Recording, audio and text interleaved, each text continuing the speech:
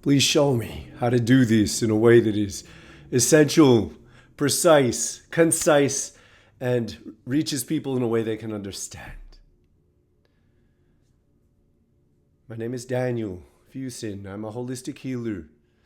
I know a lot about how people work, and I know a lot about what's changing in the world.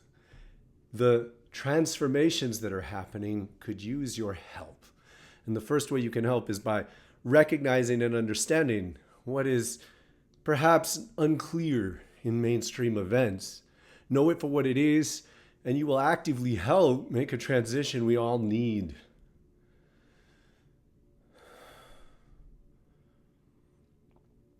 We are leaving behind a time when intimacy and power were kind of wedded to survival, meaning powerful men were chosen.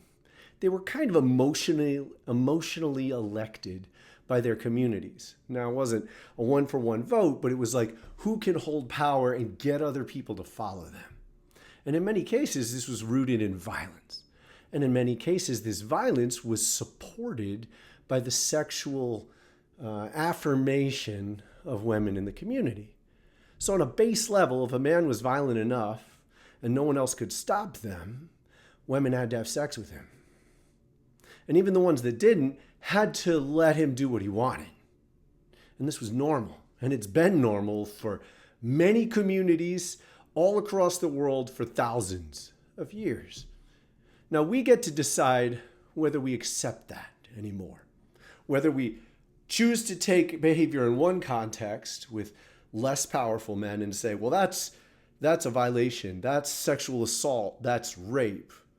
But these other men who have enough of the levers of power that they can twist and cajole and break and fire the people who could get them in trouble, and we're going to say that somehow we're going to let that happen. Now, if you don't know that's what's going on, you need to learn to recognize that's what's going on. We've got a little cabal of individuals, obviously include Trump and Clinton, who all got together and had enough friends that they spread their influence. So I'm sure hundreds of people told them no, but they kept their heads down. They didn't talk about it. They didn't spread the word, and they certainly didn't come out and say this is utterly unacceptable, at least not in a way we could hear, not in a way that spread. Enough of the networks stopped it, enough of the magazines stopped it, enough of the newspapers stopped it, and enough of the politicians stopped it. And I would suggest it's difficult to measure how many people are basically on their team, because the reality is a lot of these men chose other politicians, chose who could be in charge of the network by demonizing the ones they didn't like. And so through this soft power, we have senators that maybe they didn't sleep with little girls, but they've been bowing their head to someone who did. And we have to come to terms with the fact that this is not a Democratic or Republican issue. This is a dynamic of an old way of life that was always disgusting. It was always a terrible compromise with power. And to see what we're doing, see what we're living honestly, is to recognize that men who want sex in such an imbalanced relationship are pathetic on a level that is, it's hard to breathe in the face of this. Anyone who has sex under compromised circumstances. So you wouldn't call it rape, perhaps, but they didn't want to be there. They didn't know how to say no.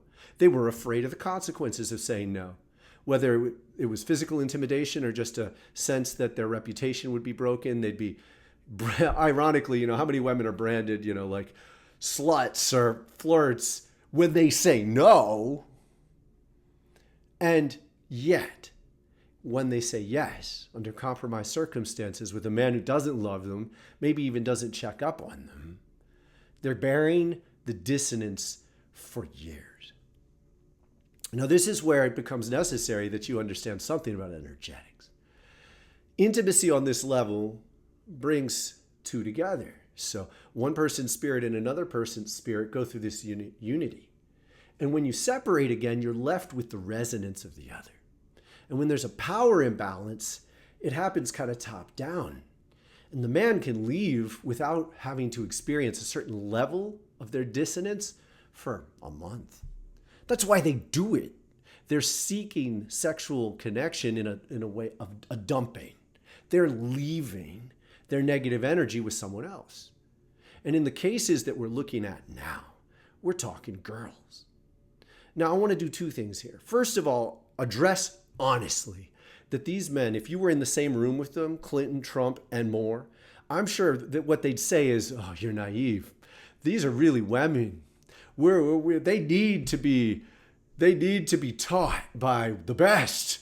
You know, it's I don't know. I don't even want to give it more airplay. But they would play it like you don't understand 14-year-olds are really women. And I'm sure some of these girls played into that. Otherwise, the mechanisms wouldn't have worked. But the reality is, whether they believe it or not, particularly when the power imbalance is that great, they're left with hell. It's poison. It's poison to their spirit to take on the discarded energy. These men are essentially taking a spiritual shit in these girls. And that's why they did it. They were trying to get rid of their tension, their anxiety, their loose insecurity, and more. They were dumping it. But when you use sexuality in this way, where there's no trust and there's no love, you have to keep doing that. You have to find someone else, and someone else, and someone else. It's an addiction. And the same old repository doesn't work because you've already dumped your negative energy there. It's no longer open. It's no longer available to dump negativity into. When you're close to them, you feel yourself because you dumped your own negativity there. Now, unfortunately, I learned this in certain circumstances the hard way. I once had a rebound. And when I had that rebound, I had been very extreme. I was intense. I was out there. And I slept with a woman who was 13 years younger than me. She was 24 when I was 37.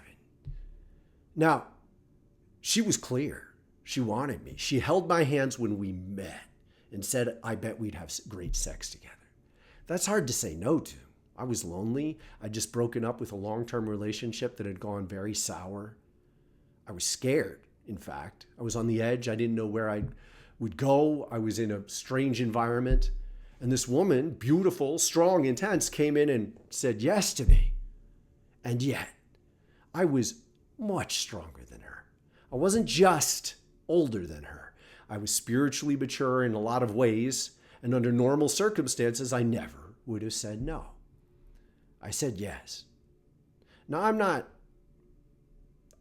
the one who knows how to measure this, but she made terrible choices after she left me, and she was hurt badly.